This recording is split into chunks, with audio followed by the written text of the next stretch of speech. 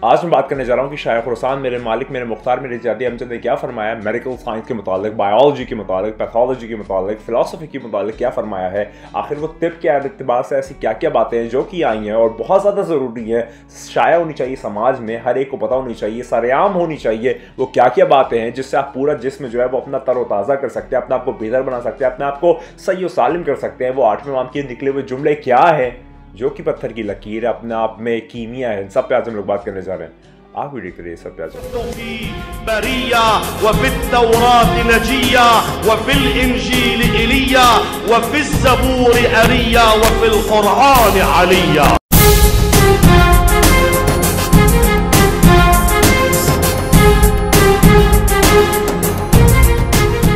बात का आगाज करते हैं। तो आज हम लोग बात करने जा रहे हैं मेरे जद्द अमजद शाह खुरासान बादशाह 8वें इमाम ने क्या फरमाया है मेडिकल साइंस के मुताल्लिक, या उस डोमेन में, उस डोमिनियन में क्या फरमाया। क्योंकि जो हुज्जत होती है उस सारी चीज़ों का दारो मदार वो अपने हाथ में रखती है। उसका हुक्म जो है वो कुन फयकून है, वही है जो मालिक मुख्तार है, वही है जो खुदा की हुज्जत है, वही है जो कह दे वो होता है, वो जब कह दे वो वैसे वैसे होता है, जो नहीं होना होता वो अगर कह दे तो वो फिर होने लगता है। वो हुज्जत होती है ज़माने की। तो 8वीं हुज्जत, 8वें शाह खुरासान जिसे इमाम ज़ामिन भी कहते हैं, रिज़वी सादात के जद्द अमजद, उन्होंने क्या फरमाया है मेडिकल साइंस या फिर तिब्ब रज़ा जिसे भी कहा जाता है, उसके बारे में आज हम लोग बात करने जा रहे हैं। इस पर मैंने कोई एक डिटेल वीडियो नहीं देखी और इसके अंदर मैं आज फर्स्ट इंस्टेंस ले रहा हूँ इस वीडियो का, और इंशाल्लाह लोगों तक पहुँचे, सरेआम कीजिए इसको, पैगाम को सब तक पहुँचाइए। क्योंकि ये मेरी एक दिली तमन्ना है कि जो मेडिकल साइंस आज जान रही है उससे बहुत पहले से बहुत कुछ बता दिया जो अभी भी मेडिकल साइंस में इन्वॉल्वमेंट नहीं है।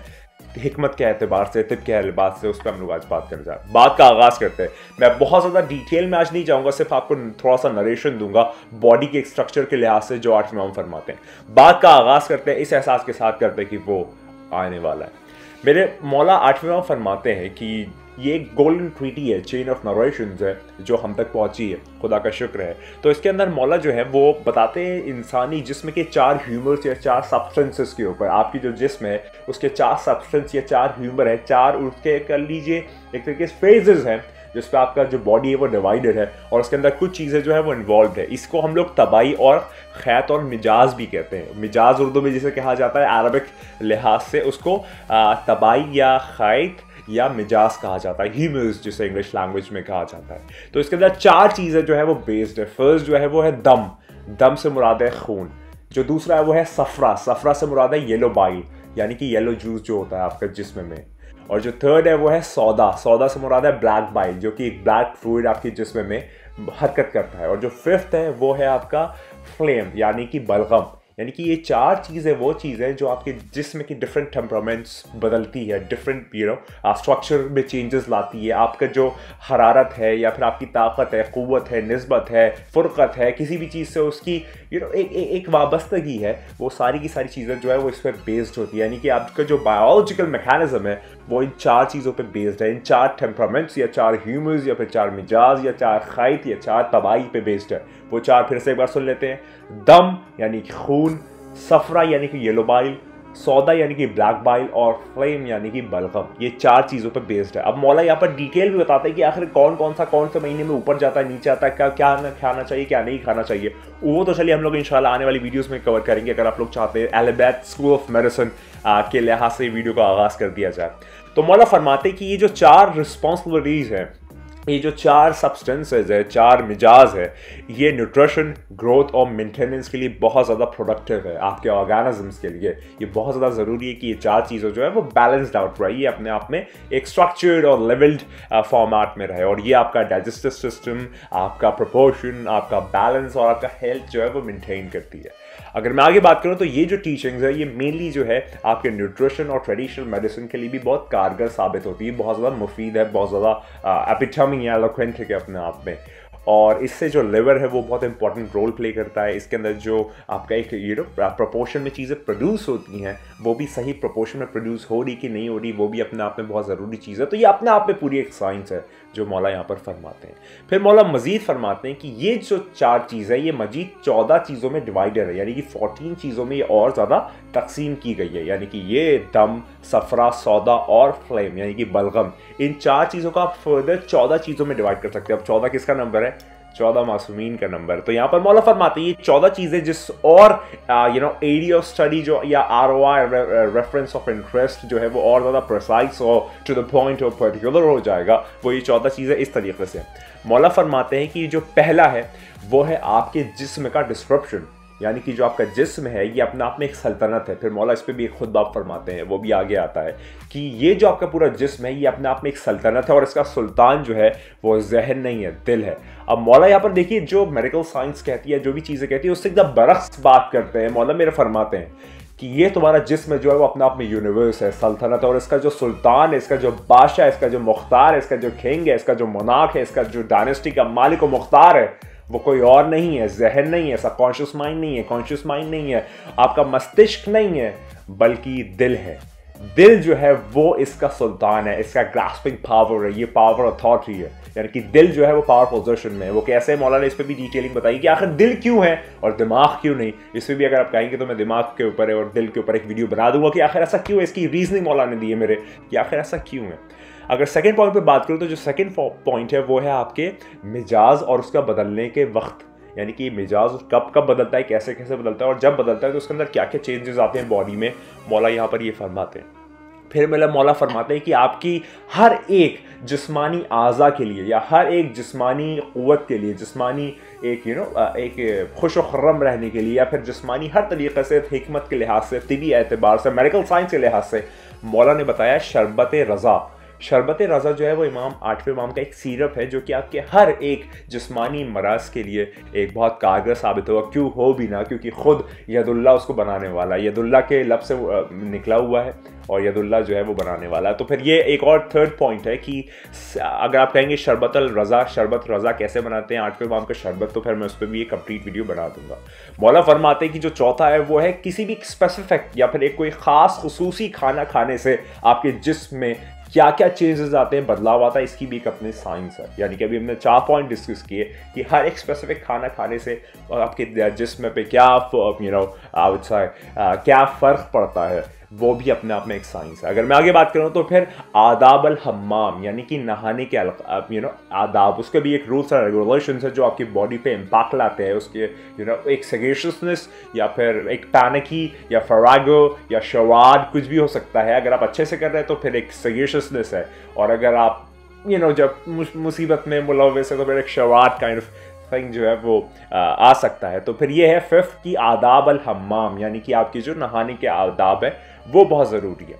अगर मैं 6 पॉइंट पे बात करूँ तो है अल अज़िया अल दाखिलिया, यानी कि आपके इंटरनल ऑर्गन्स का मेंटेनेंस, आखिर वो कैसे किया जाए, किसके लिए क्या चीज़ मुफीद है, क्या नहीं है, किस किस तरह है, क्या क्या नहीं है, उन सब पे मौला फरमाते हैं कि आदाब अल अज़िया अल दाखिलिया जो है वो एक अपने आप में साइंस है जो मौला यहाँ पर फरमाते हैं। फिर 7th साइंस जो है वो मौला फरमाते हैं, 7th फील्ड ऑफ स्टडी एक डिसिप्लिन है 7th, वो है आदाब अल सफ़र, यानी कि सफ़र करने के आपके ट्रैवल एटिकेट्स क्या होने चाहिए, डिसिप्लिन रिएक्शन, या फिर आपका वो एक क्या चीज़ होनी चाहिए कि आपको उसको मेंटेन करनी चाहिए सफ़र के दौरान। ये भी आपकी हेल्थ पे बहुत फ़र्क डालती है, मौला यहाँ फरमाते हैं। फिर 9वें पे फरमाते हैं मौला जो 9th डिसिप्लिन है वो है आदाब अल नौम, यानी कि सोने के अलकाबात, वो कैसे सोना चाहिए, कैसे नहीं सोना चाहिए, क्या क्या करना चाहिए सोते के दौरान, क्या नहीं करना चाहिए, इस पर भी मौला ने अपनी एक लंबी तफसीर बयान की है।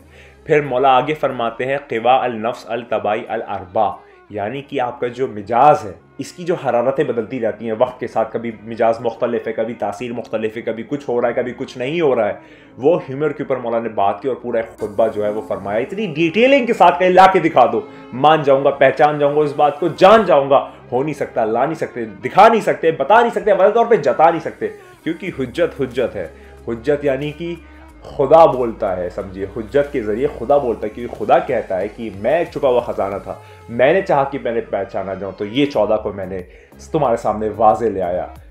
आप एक हुआ नैनो हुआ वाली भी एक रिवायत है, वो उस पर कभी और बात करेंगे, वो इल्म इरफान की तरफ चला जाता है। अभी हम लोग हिकमत पे बात कर रहे हैं, तिब पे बात कर रहे हैं, तो ये वाली एक चीज़ है। फिर 10th पॉइंट जो है वो है आपका आदाब अल मिसवाक, यानी कि ब्रश करने के तरीक़ेकार, उसकी साइंस क्या है, कैसे नहीं है, क्या क्या करना है। इसमें मैं इंशाल्लाह अगर आप लोग कहेंगे तो सब पे एक डिटेल वीडियो बनाऊंगा, एक अहल बैत स्कूल ऑफ मेडिसिन के नाम से पूरी प्लेलिस्ट तैयार करूंगा, अगर आप लोग चाहेंगे और दीगर लोग देखना चाहेंगे। फिर मौला फरमाते हैं कि 11th जो डिसिप्लिन है वो है आपका डिस्पोजिशन डेवलपमेंट स्टेजेस का, जिसको कहा जाता है हालात अल इंसान अल फुसल, यानी कि जो आपकी जिस्म है उसकी डिफरेंट डेवलपमेंट स्टेजेस जो होती हैं उसकी भी अपनी साइंस है, कब कब होती है, कहाँ तक होती है, किस किस तरह होती है, इस पर भी मौला ने बहुत बात की है। फिर मौला फरमाते हैं जो है अगला वो है आदाब अल हजामा, यानी कि कपिंग थेरेपी। कपिंग थेरेपी के क्या फ़वाद हैं, क्या नुकसान है, कब करानी, कब नहीं करानी है, हर वक्त भी नहीं करानी, कब कब करानी है, कैसे कैसे करानी, क्यों क्यों करानी, क्यों क्यों कर नहीं करानी है, इस पर भी मौला ने पूरी एक साइंस बात की है। इतनी डिसिप्लिन और इतनी ज़्यादा प्रिसाइज इंफॉर्मेशन कोई दे नहीं सकता, यकीन मानो। अगले पे अगर मैं बात करूँ तो मौला फरमाते हैं 13th डिसिप्लिन जो कि है अल अग़ज़िया अल मुतनफ़िया।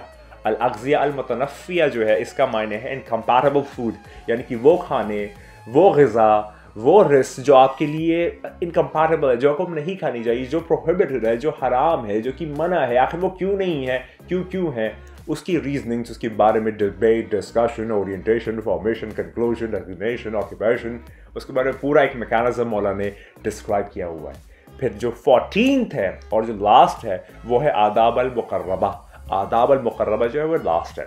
तो ये 14 डिसिप्लिन्स है, ये 14 डिसिप्लिनरी एक्शंस है, ये 14 स्टडी ऑफ साइंस है जो मौला पहले 1400 साल पहले फरमा चुके हैं, और ये हर जगह पर बोलता है, हमारी किताबों में दर्ज है। हम पढ़ते नहीं, देखते नहीं, सुनते नहीं, समझते नहीं, इस बात को मानते नहीं, जानते नहीं, पहचानते नहीं कि वो मौजूद है, बता चुका है, दिखा चुका है, वाज़ेह तौर पर जता चुका है। तभी तो 8वें इमाम जो हैं उनके रिलेशन में ये वाली बात से मैं इमाम ज़माना तक एक बात पे जाऊँगा कि 8वें इमाम ज़माना सलाम फरमाते हैं अली इब्न मैज़ियार से, जब अली इब्न मैज़ियार इमाम ज़माना से मिलता है तो अली वो कहते हैं, अली इब्न मैज़ियार तुमने आने में देर कर दी। तो अली इब्न मैज़ियार कहता है मौला मेरे पास कोई गाइडेंस नहीं था, मेरे पास कोई लाइट नहीं थी, मेरे पास कोई डिवाइन लाइट नहीं थी कि मैं आप तक पहुँच पाऊँ। तो मौला कहते हैं अच्छा, इमाम ज़माना कहते हैं, वाक़ई हुज्जत कहती है, साहिब ज़मान कहता है, नरगिस चश्मन कैसा, यूसुफ ज़हरा कहता है अच्छा, लेकिन कुरान में खुदा फरमाता है कि हिदायत का सिलसिला कभी भी ज़माने से मुनक़ता हुआ ही नहीं।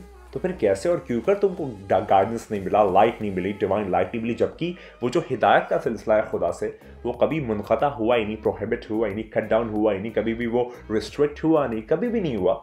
तो अली इब्न मैज़ियार तुम ये कैसे कहते हो कि तुम्हें हिदायत नहीं मिली, जबकि खुदा ने हिदायत का सिलसिला कभी मुनक़ता किया है नहीं। वो शायद तुम्हारे गुनाह, तुम्हारी चीज़ें इतनी ज़्यादा फरागो डेवलप कर दी गई थी, इतना तुमने एक शवार अपने अराउंड क्रिएट कर लिया था, एक डिबैकल बना लिया था, शायद उस वजह से तुम देख नहीं पा रहे थे, वरना खुदा ने इंस्पिरेशन का जरिए कभी भी मुनक़ता यानी कि कट डाउन किया ही नहीं। तो उसी रिवोल्यूशन में हमारे पास मौजूद सब कुछ है, हर एक चीज़ है, अनेक चीज़ है, बेफेक चीज़ है, लेकिन हम देखते नहीं, समझते नहीं। तो अब आप लोगों से मैं एक रिक्वेस्ट करता हूँ, गुजारिश करता हूँ, एडवाइस करता हूँ, एक आपसे अपॉलॉजी है कि अगर आप लोग चाहते हैं कि इन 14 डिसिप्लिन पे मैं वीडियोस बना के स्पेस में छोड़ दूँ और सब तक पहुँचे, तो इस वीडियो को मुझे बताएं कि आप लोग सही में चाह रहे हैं, बता रहे हैं उस रिलेशन में कि क्या अहल-बैत स्कूल ऑफ मेडिसिन पे एक कंप्लीट प्लेलिस्ट 50-60 वीडियोस की तैयार की जाए, जिसके अंदर हर एक बीमारी के बारे में बात हो, इन 14 डिसिप्लिन के बारे में बात हो, कब सफ़र करना है, कब नहीं करना है, कैसे करना है, क्यों नहीं करना, क्या क्या करना है, क्या क्या नहीं करना। तो ज़रूर मुझे कॉमेंट में बताइए। और सही में हर एक चीज़ अनेक है, बेफेक है, ज़बरदस्त है, लेकिन cut down to short topic, वही हमारा एक मैसेज है कि वो आने वाला है, वो बहुत जल्द आने वाला है। तैयार हो जाइए, बार हो जाइए, बार हो जाइए, लगातार हो जाइए कि तेरे, मेरे और हम सब के मौलाना वाला। और याद रखिए तू नहीं है, बस वही है। खुदा को याद करो यार, खुदा को याद करो। खुदा हाफ़िज़।